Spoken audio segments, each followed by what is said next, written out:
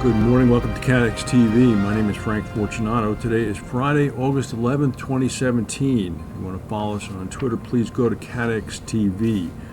A deep earthquake of 6.3 magnitude on the Richter scale has shaken Luzon Island in the northern Philippines and was felt in downtown Manila. Office workers left their buildings in the capital on Friday about midday. Apparently there's been no damage. The Philippine Institute of Volcanology and Seismology said that the depth of the earthquake minimized the effects of the earthquake. No damage is expected, although it did cause significant shaking. The U.S. National Oceanic and Atmospheric Administration has piled on to the spate of forecasters who are intensifying their predictions for a very strong hurricane season in the United States this year. NOAA came out and said that the season has the potential to be extremely active, perhaps becoming the most active since 2010. NOAA's forecasters now predict a 60% chance of an above-average normal season, up from the 45% chance for an above-average season it gave back in May. So it now believes there may be as many as 19 named storms. Things better start hurrying up. It is August 11th, and we're more than halfway through the hurricane season. In the London tube system this morning at Oxford Circus station, 4 people were treated for smoke inhalation, and the entire station was evacuated during the morning rush hour following a fire on a subway train. Pictures on social media showed smoke billowing out from a Bakerloo line train sitting on a platform. Aside from those 4 people treated for smoke inhalation, there were no other injuries.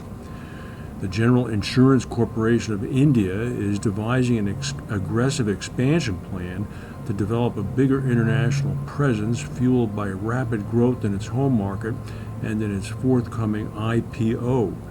The Indian reinsurer is listing a 14% stake of its business in the public markets later this year. They expect to raise about $1 billion. They have some plans to expand into China, Africa, and Latin America. It's important to remember that the General Insurance Corporation of India is, by law, given a first look at all potential reinsurance policies that are sold in India. It'll be interesting to see how GIC does when it becomes actually competitive and has to fight on an equal footing with other giants around the world, such as Hanover Re, SCOR, Swiss Re, and Munich.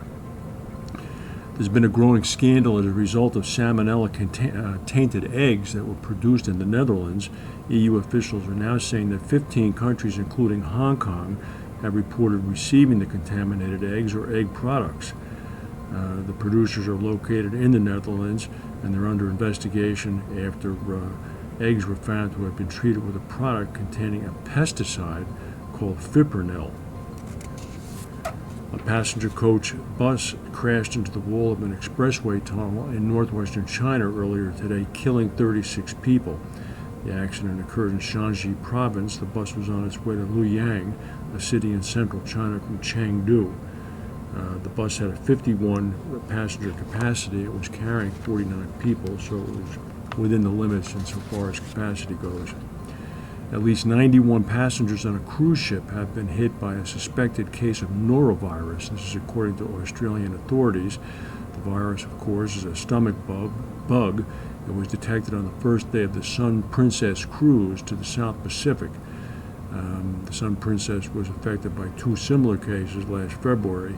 In the latest instance, the passengers had boarded the ship for a 10-day cruise when they began reporting symptoms, so it had just started. This would be Princess Cruises, who said that they would conduct a deep cleansing on the ship before it would depart again.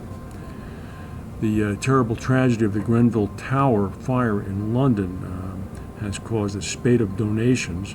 Some £19 million have been raised and donated to the Charity Commission. However, stories coming out of London today say that donations made are not reaching survivors quickly enough. Charity Commission figures show that less than 15% of the £19 million raised have actually been given to people who lost their homes and loved ones. The Commission said there were initial difficulties contacting those affected, and others had yet to come forward. The Commission regulates charities in England and Wales. The funds were intended to help people who lost family members in the blaze. and also residents who had survived and lost their homes and possessions. The latest charity figures show that only 2.8 million pounds have actually reached intended recipients and been handed out. There's an investigation in progress because people are saying at the commission this is definitely not being distributed quickly enough. That's the news for today. Have a good weekend. If we have any breaking news, we'll come back and tell you. Thank you for watching, and we'll see you Monday.